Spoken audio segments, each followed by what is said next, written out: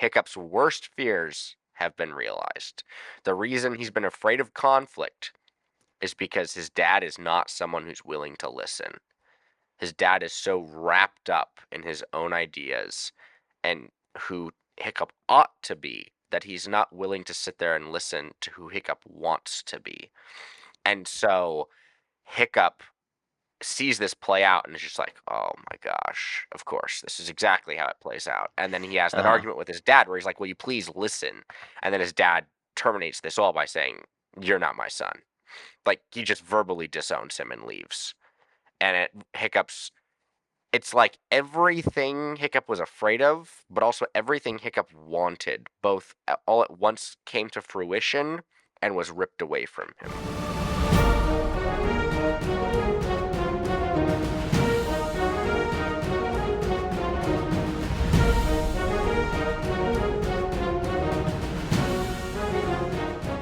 Hello, ladies and gentlemen. Welcome back to another episode of A Lost Plot, the podcast by storytellers for storytellers, so that we can tell better stories ourselves. As always, I'm your host, Maverick, and today we have back with us one of our favorite co-hosts, Andrew, to review the original How to Train Your Dragon. Released in 2010, this American animated fantasy film was written by Chris Sanders, Dean DeBois, and Will Davis, and it was directed by Sanders and DeBois as well. So, getting right into those initial impressions, Andrew, what was your thoughts and summary, or not summary, what is your thoughts and rating for How to Train Your Dragon? All right. My thoughts, great movie. I think it hits all the marks that it needs to and goes beyond that. Great soundtrack, great visuals, great world building. Even though the movie doesn't go as Tolkien in depth as world building as you can go, I think it does good for a kids movie in terms of that. The overall rating I gave, I was actually pretty surprised. It got an 8.45. Wow, Mr. likes his show. That's incredible. Now, I think Um, that's higher than I gave other movies that I really like too. Although I don't, because I couldn't remember what I gave Gladiator. I know I gave Revenge of the Sith like a perfect 9, just because. mhm. Um, but yeah, it is pretty high up there, even though this is not something I would have immediately thought of when thinking of what is my example of a great movie. But I think it also fits the bill of being a great movie in the sense that I think this is something you can recommend to pretty much anybody, and I think they'll probably have a good time watching it. That's a very, very high rating, obviously. Not one we see often on the podcast, especially from you or me. So that's some pretty high praise for How to Train Your Dragon. Me, myself, I do recall watching this and being very impressed with the film, especially when it first came out, and then rewatching it again for the podcast, thinking about how they do some things just incredibly in regards to opening the movie, in regards to building up tension and to creating a compelling story overall. So I was very happy to watch it again. This is one of those movies I'd watch any day, right? It's a great movie. That being said, I don't know that it's perfect. We'll get into that today. I gave it a 6.5. So, solid film. I enjoy it. Not nearly as much as Andrew, clearly, but, we'll get into the nitty gritty of why that's the case in the review today. But before we get to that, as always, if you're not familiar with the film How to Train Your Dragon, or are really not looking forward to the film that's about to come out, the new realistic question mark version of How to Train Your Dragon, we'll see. We're not worried about that today. Today we'll talk about the original. So, Andrew, what is How to Train Your Dragon about?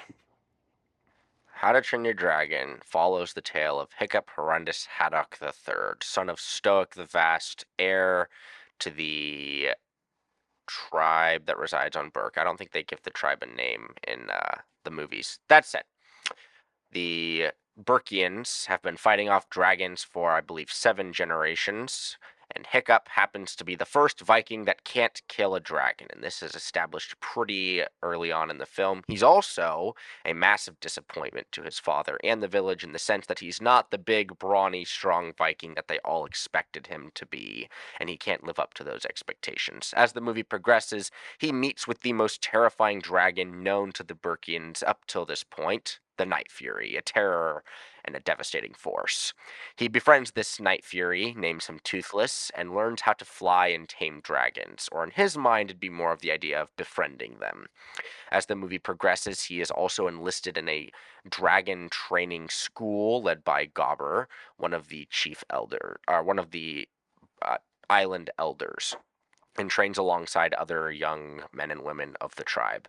He is able to use the information he's learned about dragons to excel here, and is eventually put into a final test against what are they called? The flaming dragon. Night Furies? Or no, No, Monstrous no, no. Nightmares. Yes, the monstrous nightmares, who have the ability to light their entire body on fire.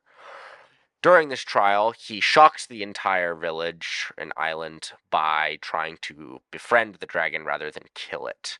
This upsets his father, who goes on a rampage, finds out about Toothless because Toothless tries to save Hiccup, and they go to confront this nest of dragons.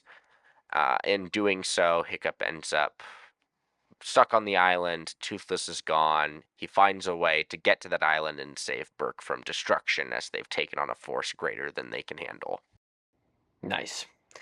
Pretty good. Pretty decent summary. There's a little bit of glowing aura around how Andrew described that, which shows some of his fandom of this film. But of course, that's going to be a given if you have Andrew giving the summary of a film. So, what do you Well, I expect, right? like the film, so He didn't granted, make mockery in the middle of the summary. exactly. But we do that in garbage films like Captain America: Brave New World and John Wick. Yes, that we do. So Anyways, let's get into that opening scene, right? You have this opening monologue by Hiccup explaining this is Burke, and you have all of the details of how dragons are taking on the Vikings, and the Vikings are fighting back, and they're both in this desperate struggle for survival. Catching sheep, saving sheep, killing dragons, killing Vikings, all of that going on. And Hiccup, he's no dragon killer, but he has this one hope, this little contraption he made that will help him pick off dragons in the air by launching a trap to capture them. What were your thoughts on this opening scene, the opening monologue, everything they do to create this world and establish you as the audience to be familiar with what we're dealing with here? I think they do a good job of getting you right into the action, right? This is not your average Viking home, right? Most of the time with Vikings, the action happens away from home because they're the ones causing the chaos. This is contrasted with the idea that they're the ones being terrorized by something else. And so there's where the conflict is created. And Hiccup, as the narrator, does a good job of both mocking the tradition of his forefathers and his own father, while also creating this tension and establishing it right off the bat. Like, there is literally dragons destroying buildings, stealing livestock, presumably killing Vikings, though this is a kids movie, so it's not really going to show that. So, I Yeah. mean, up until the point where, like, right, you have the sun rising and the chaos has subsided, I think Hmm. that initial scene, one, does a great job of Hiccup, one, introducing the different types of dragons we're going to see, what they're capable of, introducing the main characters, all of the other young adults, Gobber, Stoic, and then kind of establishing the general norm of what type of Vikings live here. Yeah.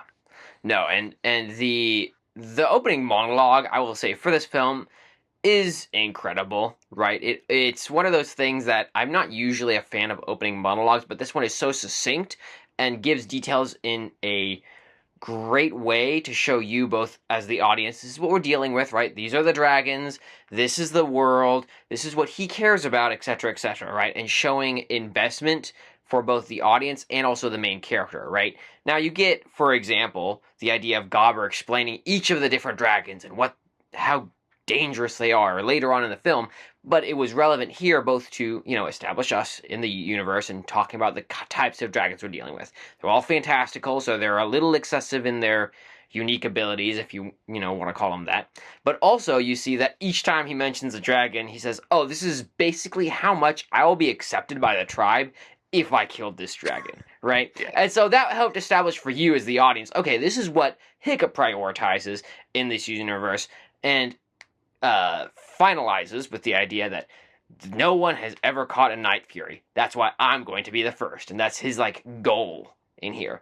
This was also important because if you watch the commercials for this film, it's called How to Train Your Dragon. And you see him in the commercials learning to ride a dragon. So if you know that's where this movie is going, you don't want to have a whole build up to him slowly becoming part of the dragon universe. They establish the idea that they're enemies at the start and very quickly get to the part where you have Hiccup catching the Night Fury and then struggling with what to do with it. And the befriending of the dragon happens soon after that. So from an audience perspective, you don't get they know what the audience is expecting and they fill up to that very early on, and the opener is meant to do that, right? It's trying to thrust you as forward into the action as possible so that you are at the place that the story can really progress in a way that you expect it to based off of the expectations they gave in the commercials. So I really liked that. I thought it was really good. And the last thing they did that was just excellent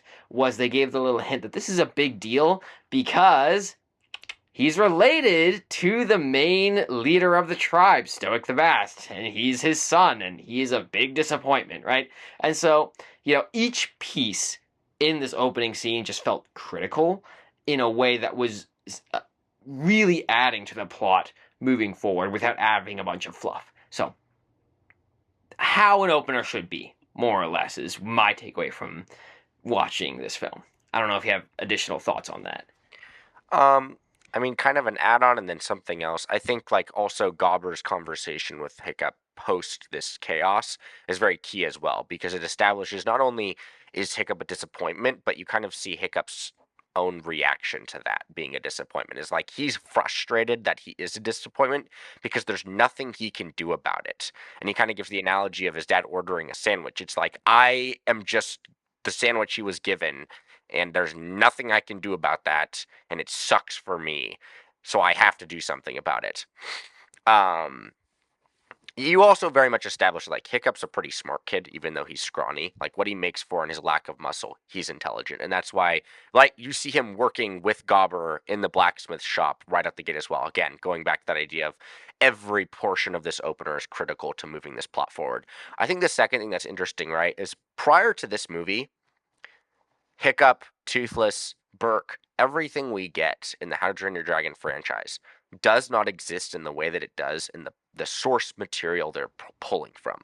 Nope, not at all. And so the way that they open it sets up the expectations of the audience by going, this is not like one, most people probably hadn't read the books, but two, if you had, this is nothing like what you've read.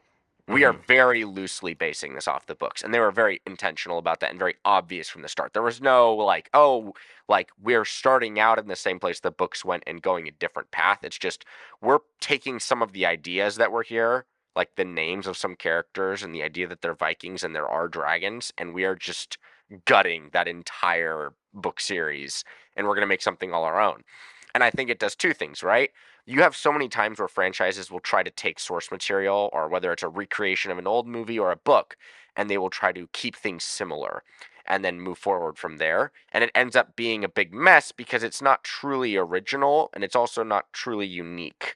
And they're trying to twist and tweak little things. Whereas How to Train Your Dragon said, we're just going to make something completely unique in our own because we like the idea of dragons and Vikings, but we're going to make it a completely different type of story. And I think they do that really well. Yeah, and this is one of the few times where I would agree that the source material is not as good as the film itself, and that is part of the reason. If you also look at the books, right? I'm glad you brought that up because I was hoping to mention it at some point in the podcast. But the books are made for children, and if you read that, it's very obvious that that's the case, right?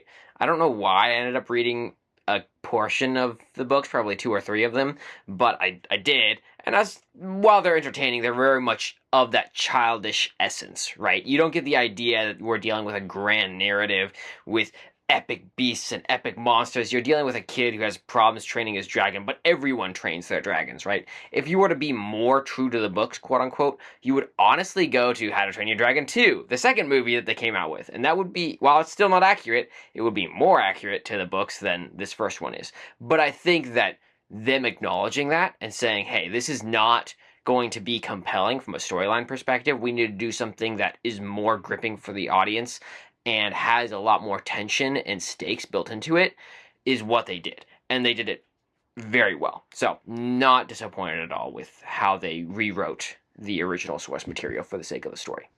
Yeah. I also What? have I've read all the books. I think the books are like they're fine in their own right. Sure. It's a lot more drawn out in the way that they progress certain stories.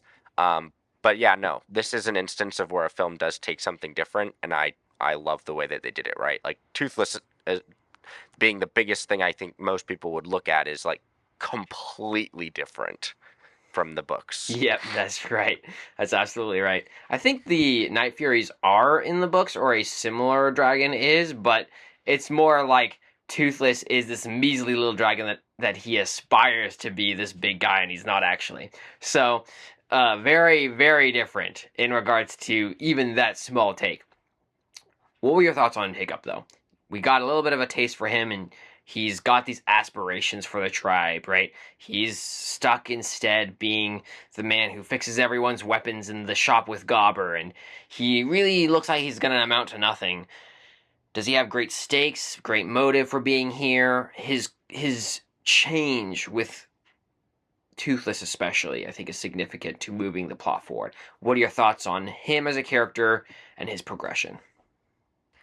I really like Hiccup's character for a couple of reasons. I think one, they do a good job of taking right a fantasy universe, but giving Hiccup very real and relatable motivations and struggles. Right? He's like a 13-year-old kid. His dad is the village hero and village chief, and he is meant to live up to that, and he is nothing like that.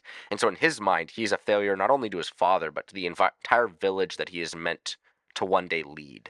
And not only to the village, but to his peers, who he also looks up to, and then to Astrid, who he has a crush on. And so, it's like every single person in his life that he would care about is disappointed in him. And there, in his mind, there is absolutely nothing he can do to fix that other than to catch and kill a dragon. And Mm-hmm. that is what he's striving for. But then the second he catches a dragon, he can't bring himself to kill it. And it's like he has this moment of realization like, all of my motivations have been external. What do other people think of me? I've never thought about what I wanted. And like what he wants, the things that drive him, the things that interest him as a person are these dragons. And that's why he's able to develop such a personal connection with Toothless. Um, and it's like there's so much there that isn't even like expressly said, which is I think again the idea we talk about so much on this podcast of show don't tell. They show so much and just these like silent interactions he has with Toothless. When he catches him, when Toothless looks at him, when he's about to kill him, when he throws the knife away, when he cuts Toothless free, all of that is great. And I think like I think Toothless. It's hard to not talk about Hiccup without talking about Toothless. I think they do a really good job with Toothless as well. With his like he never talks, Mm-hmm. which again differs from the books because Toothless is a blabbermouth in the books. True, And true. in these movies, specifically the first one we're talking about, they give Toothless so much personality and his own wants and desires as a character. Like he's basically just another human character, but never speaks. Which I think is phenomenal for a character that doesn't have the ability to communicate verbally. Which means they're forced to do this showing rather than telling. Right. And And then I think it's oh, good. no, just adding off of that. If you look at Toothless at all, you get the impression that he's this at first apprehensive and then incredibly loyal dog, right? And they lean into that so hard, but they do it in ways that are really good, right? He has the quirky personality that you will sometimes see with an animal that you take care of, and has all these different ways where they hate certain things, like, oh, you stepped on the line, that's not okay, but then they love that you do these other things, right? Oh, you shared your food with me, I adore you, things like that. And so there's things like that they use that are just small things, but they're really big at building the character. And so that, and I know this is Toothless, right? It's not the same as Hiccup, but they combine together to make the duo that is this film. And it builds into Hiccup understanding this is not the world that I was led to believe it was, right? I thought that we were here to kill dragons and they were our enemies, but if I can befriend this dragon, there has to be some other way, because clearly I can make amends with the most powerful dragon that we know of. There's no way we can't just figure this out, right? So it's a very strong motive pushing him forward after he realizes that and has to grapple with, how do I reconcile my knowledge of dragons and how they're really not, or they don't need to be, our enemies, with this idea that they are here to destroy us, and that's what everyone else in the tribe believes, right? Yeah. And I think Hiccup's right, his character progression terminates well as right. He he still wants his dad's approval and care, but there like comes a point where he kind of has to choose one over the other until the point where his dad will accept him regardless. Um and I think they do that well as well, right? He has to show them that they're not harmful, and he like almost does that towards the end, which again is another really good scene. And Stoic sees it and is just not willing to accept it in the moment. Mm-hmm. Yeah. Yeah. Well, and it's interesting. Well, we'll get to that. We'll get to that Yeah, in a yeah, yeah. bit. But 100%. The let's do a side tangent onto the obstacle in Hiccup's way for a second, Sure. because you don't have conflict without the enemy that's opposing them, whether that's nature or that's a specific individual or society or whatever. What are your thoughts on the quote unquote villain in this film?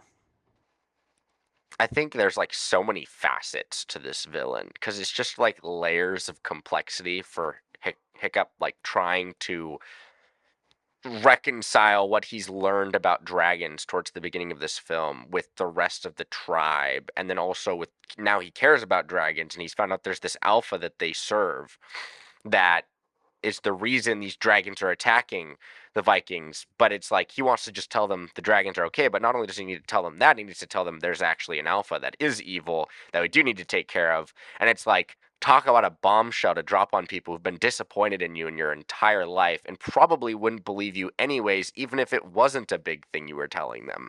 And so Mm-hmm. it's like Hiccup's response is to just brush it off. It's just like, we're gonna ignore this issue, okay? And it's like every time he thinks about it, he's like, yeah, no, we're not gonna talk about that. And like even as he goes through training, he's just like, oh, this is cool. We can learn more. We're not gonna tell anyone. And then he ends up telling Astrid, but that's out of, he doesn't choose to do that. Right. It's out of, it's like he's forced to do so. Mm-hmm. And he doesn't even tell his dad. His dad finds out. Without Hiccup ever volunteering information. So again, I think this goes to, right, what are Hiccup's flaws and what is lacking in his life. He is not great at conflict at all. He Yeah. 100% avoids it this entire movie. Mm-hmm. Um, so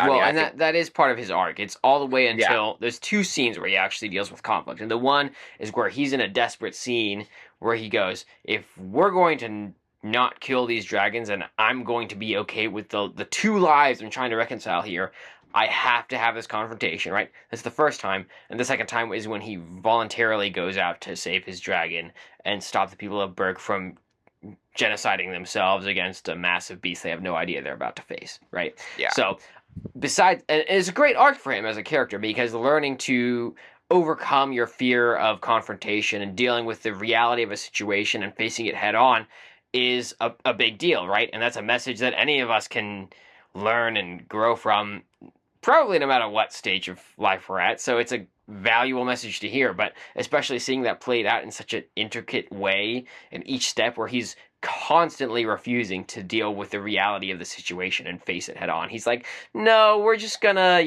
do our thing in the woods. Okay, bye everyone. Oh crap, I forgot my axe. I forgot my axe. I'll see you guys later, and runs away.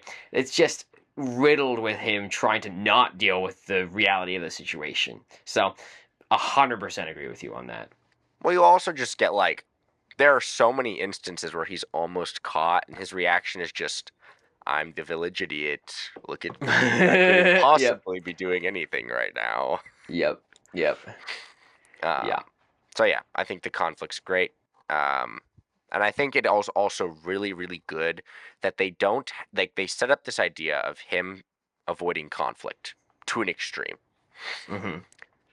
Both times he confronts something is not because he just decided it was the altruistic good thing to do. It was because he was forced to do so.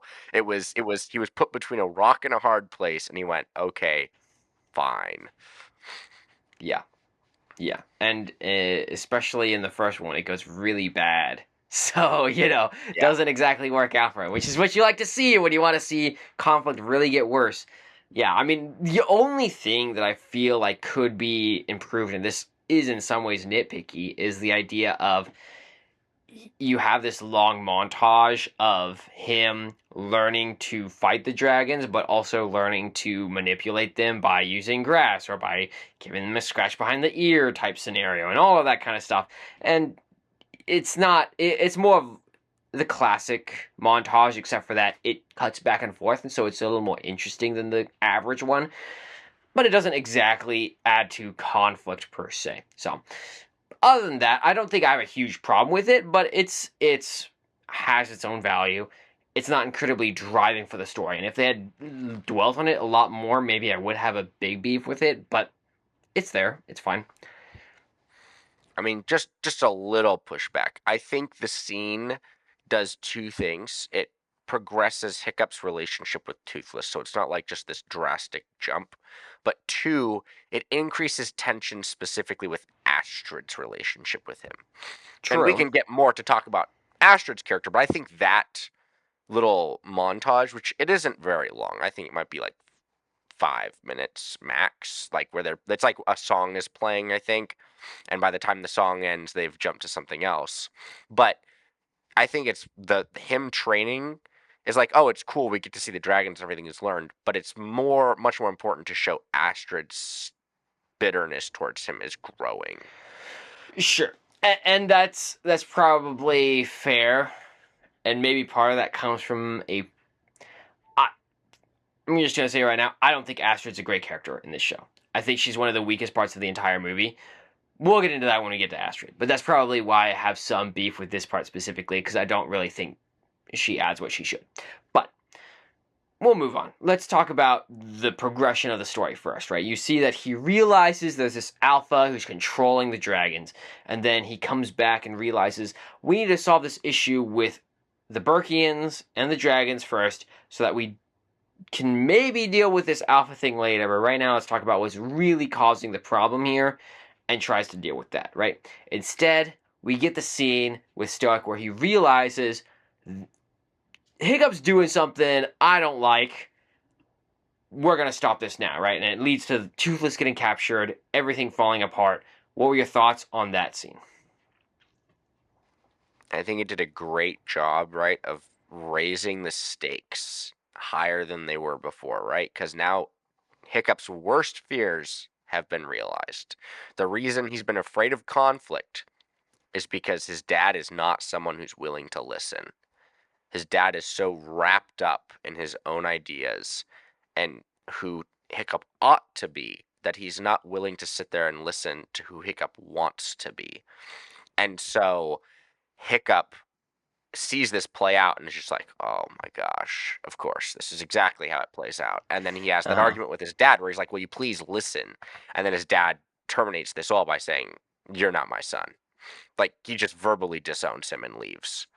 And Hiccup's, it's like everything Hiccup was afraid of, but also everything Hiccup wanted, both all at once came to fruition and was ripped away from him. So what he wants is acceptance. It's ripped away from him. What he fears is getting rejected, and that all happens. And it's just like blows up in his Yeah. face. Yeah. And not to get too meta on this film, but this is one of those things where they build on this in the second film. And so the second film actually adds to this scene more when you realize some context for where Stoic is coming from. And from Stoic's point of view, dragons have like destroyed his family, right? They killed and murdered his wife. He thinks that his life's been destroyed by dragons. And so the idea that the thing that killed his wife is now what his son is embracing is just something he can't reconcile. And that's like the mindset he's coming at. And he's just like, nope, nope, there's no way this can happen. As the village chief, I'm making an executive decision right now. We're done. And like, there's just so many things that can be like played into how he says, "You're not my son," and all those other aspects of how it dwindles down, right? It's so good, and it gets even better in the context of the other films. But specifically, even on its own, it stands really well. You already see Stoic as like this overbearing father who has these expectations and demands they be fulfilled, rather than truly working with his son to find what is best for him, right? So, yeah, 100%. That scene is amazing. It's devastating to Hiccup. Toothless gets captured, and it leads to the finale, right, where they all go to this island. Toothless helps them find it. They try to take out the dragons. Turns out the big dragon comes out and starts to massacre everyone. And then Hiccup comes back, tries to save the day with the other trainees he was working with, and gets his dragon back, and they get into this big fight. What was your thoughts on the climax of this film between the Alpha Dragon and Hiccup and Toothless? Real quick before we get to that, I think one final thing that makes this scene so good with Stoic, uh, like denouncing his son, is remember Hiccup's trying this entire movie to reconcile two lives. He loses both of them. Mm-hmm. So he's wanting both. He loses them both because he loses his dad and he loses his dragon, which is just so good. Yeah. Now with the way this scene terminates, right? Hiccup's forced to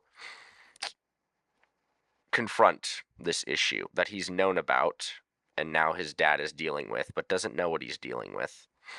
I liked it. I'm not like when I think of the final battle, it's not like the scene that stands out to me the most in this Sure. film. It seems pretty generic in terms of like, oh, big boss fight at the end. Um, he saves Toothless, or rather his dad does, which is I think the more powerful portion of this final scene is when his dad's like, my son was right. I need to let go of my own arrogance here. Um, and then he takes on this, I think it's the Red Death, is this dragon he takes on. And it costs him a leg.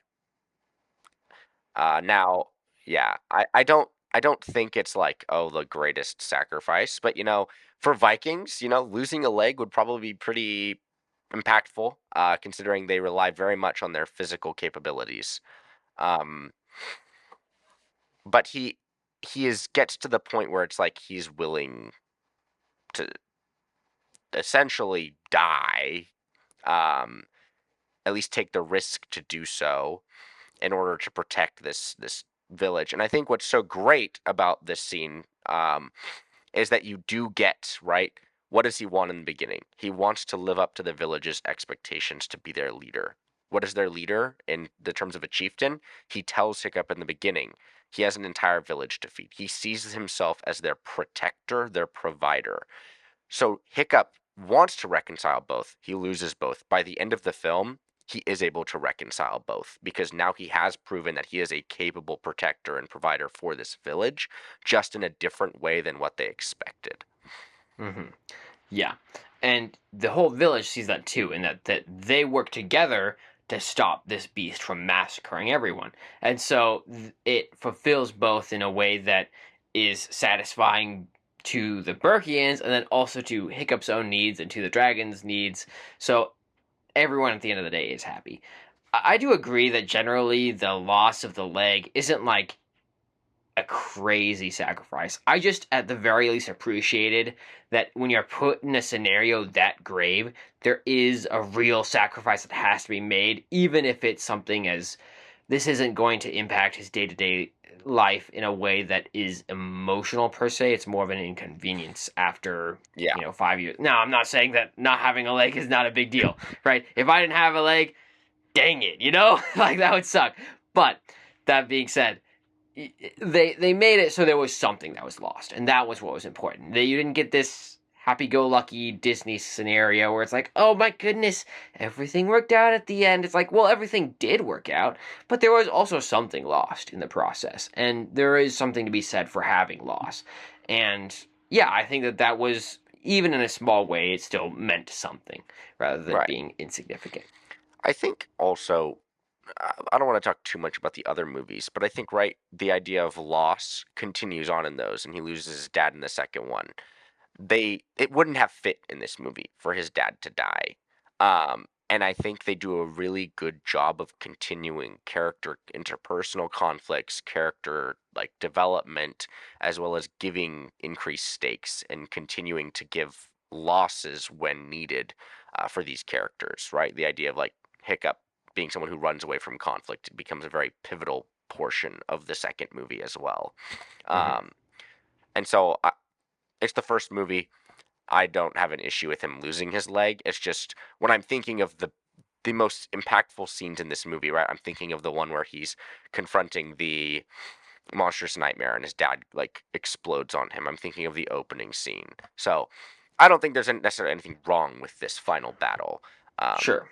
I just don't think it's the most like powerful scene. I guess is the best way to No, put it. no, not at all. You're definitely thinking of, when Hiccup befriends the dragon, or when the dragon's about to bite his head off at the beginning of the film, or exactly what you talked about with the monstrous nightmare and things like that.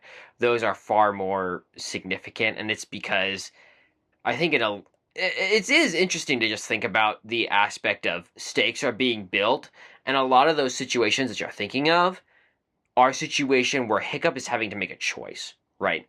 It's like, is he choosing to embrace one world or another?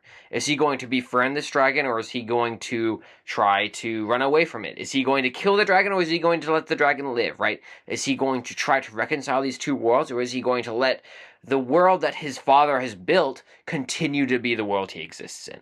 And so, when he's making those decisions, those are very impactful for the audience. And I think that that's significant, right? You have dilemmas that you are having to make some sort of dastardly situation reconcile with itself. And they do it well. It's, once again, we can heap accolades all we want, but it's interesting to know that those are the important points, because once you see Hiccup say something along the lines of, I'm probably going to do something stupid, something crazy. They go off to fight the dragon. There is some inkling of this will work out to some degree, right? And that's fine. That's not like it needs to be a crazy, gripping ending. But yeah, it's good. Nice. Do you want to talk about side characters now? uh, sure. Yeah, we can talk about side characters. What do you? I don't know if you have more to add on Stoic because we talked about him a lot. Do you have additional thoughts on Stoic? I think it'd be worthy to talk about him first, and then we could talk about Gobber. Sure. I really like Stoke's character in this movie. I think he adds a lot. I will say I also really appreciate the way they portray a father figure in this film. We have so many films nowadays where the father is just watered down to like a bumbling fool or completely illogical in the way that he makes. Like, let's just take Little Mermaid, right? King Triton's just like, no, you can't go to the surface. The movie doesn't do a good job of building up why that's so important to him until later films, which nobody really watches. Whereas this film does a very good job of giving Stoic rationale as to why he thinks the way he does. The fighting off of dragons, training Hiccup up is essential in his mind because he won't always be here to protect his village. And yes, he is this great, powerful, massive Viking who can take on pretty much any dragon in one-to-one combat, multiple dragons probably. Hiccup is not that. And so he's looking at Hiccup, and it's not like the movie does a good job of not making it so that he's looking at Hiccup and disappointed in Hiccup because Hiccup's the problem. It's because his life does not last forever, and Hiccup is the hope for this village. And he needs Hiccup to get to that place where Hiccup can become the defender that he is. And so there's inner conflict for him too, right? He has this care and affection for his son, and he wants him to succeed. And you see like how excited he is when his son is doing so well in the training grounds, and you see the disappointment he has when Hiccup rejects everything that he's tried to pour into him too. Um, and you get this even in little things, right? When he gives him the helmet that's made from his mom's breastplate, and Hiccup's Yeah. just like, "What?" Yeah. Uh, Very, very accurate to a 13-year-old's reaction. Um, so yeah, I think Stoic's great. I like the way they depict the father figure. I really like the relationship he has with Hiccup. The father-son relationship, I think, is great. yeah. And it's definitely a situation where you get a full picture of him just in the small things, right? He's very much that, tough, front facing individual. And then you see that conversation with him and Gobber, and he's really struggling with how do I be a good father? I don't actually want to kill my son. I want him to live, but I want to protect him at the same time. I want him to fulfill these roles that are expected of him in our society, right? And that's the viewpoint he's coming from approaching these issues. And so it definitely gives him nuance. Even those small scenes, a minute and a half, 2 minute scenes where he deals with these things, really builds him up to be a fantastic character that is in some ways an antagonist, but in some ways a asset to Hiccup and makes everything that he is, right? Because Hiccup wants to fulfill those expectations. He wants to be the tribal leader someday. He wants to be able to kill dragons until he realizes he loves dragons, right? So there's a lot of things that are just even in the small scenes built up really well, and that dynamic especially between father son is just chef's kiss. Yes. Very, I will very good. also say, you never get the indication from Hiccup that he has, like, he hates his dad. It's always that he's struggling to reconcile because he cares so much about him, not because he hates his dad. So it just adds complexity to the story rather than the kid just being, oh, I hate my dad. Okay, he's an idiot. What the heck? Yeah. Yep, 100%. So, what are your thoughts on Gobber, the mentor esque figure for this film? I mean, I think Gobber has so much less depth than Stoic or Toothless or Hiccup. He's just the village blacksmith who we're given the indication him and Stoic probably grew up together. They're like best friends. He is kind of the go-to for watching over Hiccup when Stoic's not around, making sure like he's kind of secondary to Stoic in making sure that Hiccup becomes the village leader that everyone needs him to be. Um, and he's almost like the kind of the bad cop, good cop to his dad. Like you see that when he's talking to Hiccup, and he's just like, "Don't worry, your dad's just he expects a lot of you. He's got a lot on his plate. Just chill out, bro." Um, and he very much cares about Hiccup too. He's like his fun uncle, if you will. Um, other than that, like I don't think he needs that much depth to be the compelling side character. I guess I would put it. No, definitely not. And he fulfills his role well.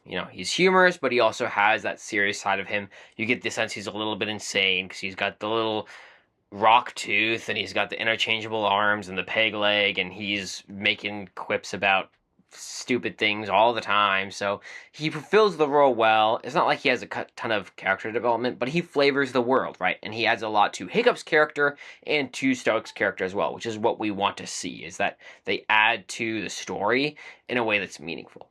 And that's what you got. You don't need more from that. And just looking at all the characters in general, if you're gonna go bare bones with a lot of things, I think this film is like a minute, not a minute, it's like an hour and a half, right? It's not crazy long for a film, 90 minutes or thereabouts. Pretty good. And if you're going to do that, you're not gonna fluff up side characters for no reason. They didn't do that with Gobber, so I appreciated that. What are your thoughts on the trainees? And then we'll get to Toothless. Thoughts on Astrid especially, but Snot Loud and all the other ones are also welcome as well.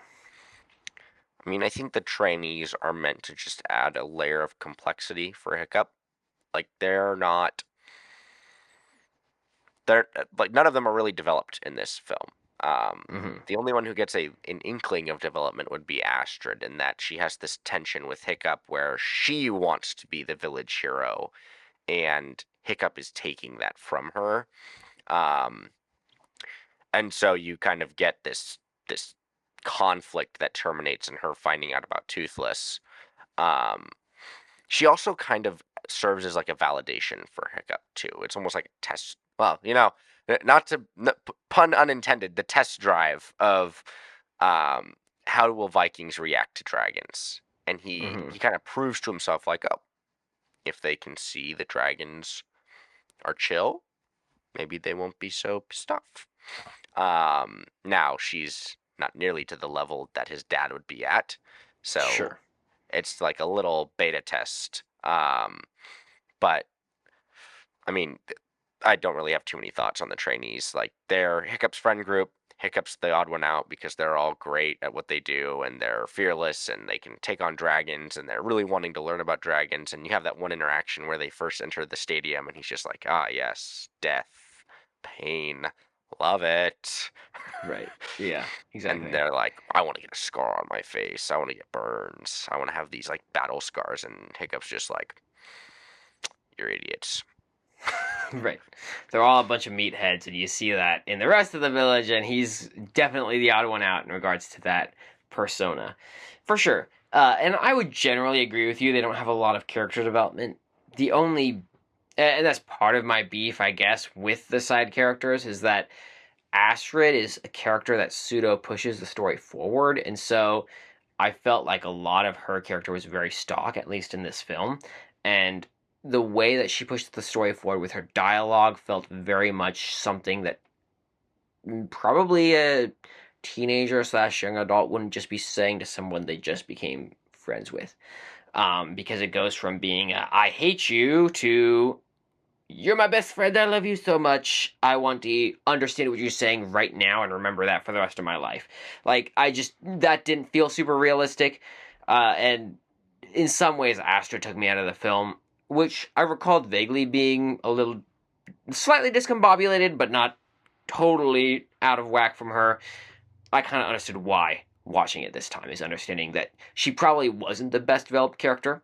Now, once again, she's a side character, right? Side characters don't kill or make a movie. It's all about what we're talking about with the primary characters themselves and how well the story is told from their perspective. Because the main characters are what we care about. If we don't care about them, why are they the main character? So, don't know if you have more to say on the side characters. Otherwise, let's jump into the dragon. Yeah, no, I mean, in my mind, the most important characters in this movie are Hiccup, Toothless, Stoic. I mean, I'm good. When you say dragon, what do you mean? Are you talking about I'm the talking about, dead? like, do you have more to say on Toothless as a character? Oh, I know we talked about how they have the pet like personality, how Toothless is obviously this great beast that everyone fears, but at the end of the day, you get this childish playfulness from him, which is kind of interesting from a storytelling perspective, that this is a great creature that should be feared, that at the end of the day is looking for companionship in humanity. I think Toothless character is interesting, right? We don't get too much termination in his like development. We're more getting the groundwork. And I think it's very obvious they were thinking of the next movies when making this one because you have some great continuity between the three of them. And I think Toothless' character gets developed much more in the second and third one than this first one, which is focusing more on Hiccup's relationship with his dad and Hiccup's relationship with everyone else. But I do very much like the way that they create his character, right? You have this contrast of it builds upon the idea that dragons are misunderstood creatures. They are big and they are capable of mass destruction, but they, just like any other creature, desires companionship, desires some form of autonomy, has their own quirks and personality. And Toothless happens to be the only Night Fury. And as the movie progresses, even though they don't explicitly state that he's the only Night Fury, you very much get the implication that there's no other Night Furies out there. Hmm. Yeah. So, especially for a creature like that, companionship could be very important. Which is, Yeah. it's also interesting because it plays well with Hiccup's character too, because, right, there's no one else on Burke like Hiccup. Hiccup is unique in the rest of those Vikings, and Toothless is as well. Now they're unique for different reasons, right? Hiccup's just a scrawny Viking, whereas Toothless' entire race, we find out later, has been pretty much annihilated and wiped off the face of the earth. Um, in this movie, he's just the only Night Fury, and I think there's one comment when Hiccup and Toothless are riding, and they like stop somewhere on an island where he mentions it. I could be wrong and maybe thinking of a different movie, but there definitely are implications that there's no other Night Fury, especially when they get to the island where all the dragons are and you don't see another one. Again, the idea of show don't tell. They never tell us there's no other Night Furies, but it's very much using the audience's imagination and activating it in the sense that they're thinking, oh, interesting, there's no other Night Furies out there. Right. And using the absence of something to indicate the reality of the situation rather than explicitly stating it. Yeah, 100%. No. I mean, most of my thoughts on Toothless as a character have already been explained earlier in the film, so I don't know that I have a lot to add to that other than it is the dynamic between Toothless and Hiccup that makes this film, and they do it super well, right? They really make that something that you want to root for. Where at the end of the day, you see this dragon and you see this kid and you see them coming together and you go, you want to see them win. You want to see them figure a way to make their lives work out so they can be friends at the end of the day. And it's a kids movie, right? But even as an adult, you go, wow, this is pretty cool. I'd like to see that, and maybe it's just the child in me coming out there, but I liked it. And so I'm down for it. I want to see them succeed, and that's what you want to get as an emotional response from the audience in any film. So, very much great. What are your thoughts about the lasting impact of this film? Did it leave you satisfied? What is your impression taking away from it, going back home and reflecting on a film like this? Great family movie. I think the fact that they decided to make a live action one only 15 years later shows that this is a moneymaker. um, True.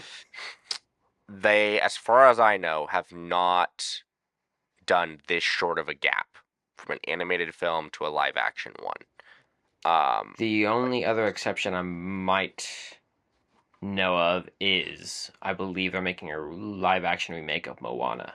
But yes. Okay, okay. I didn't. But other I'd than have to that, go look true. at that. Yes. And the fact that like they already, even though the first one hasn't released, they've announced the second one. The second live action one was announced like Really? over a Oh month wow, that's ago. interesting. Like there's no trailer, but they have released like a poster, I think, of it's just How to Train Your Dragon 2. Um, Wow. which is like this was a very successful movie. It was successful for a reason. They made a second and third one, which I think are great. Um, I think it's an example of a kids movie done so well because it appeals to all ages, genders. Like anyone who watches this movie is going to be able to take something away, is going to be able to relate to it in some form or fashion. Um, and so it's like I think this movie has a great lasting impact, whether it's an individual one or a societal one, because it's a movie that, right, people are still talking about, and they're definitely going to be talking about for the next few years as they release the live action versions of it. Yeah. At the very least, the reoccurrence of these films is keeping it in the cultural zeitgeist, right? Everyone still has it in their faces, even if they're not releasing new animated films. Will the new ones be as successful? I'm not sure. Just watching the commercials and seeing an exact replica of a lot of the same scenes is a little concerning. But, we'll see. We'll save that for the next review or the previous review, whenever this happens to come out, and you'll decide for yourself. Yeah.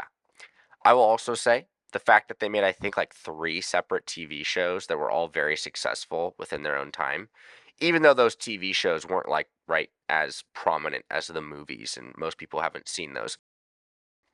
Those shows were very successful when they were released on Netflix, to the point where they made multiple seasons. They didn't have to cancel any of them, and they, in on top of all that, built on the movies themselves. Right? There's, I think it's Dragon's Race to the Edge, actually ends where the second one begins, and so they're very much building upon the world of How to Train Your Dragon, and the show is more focused right on how does Hiccup develop in relation to the dragons rather than the overall narrative of, right, Burke and the island.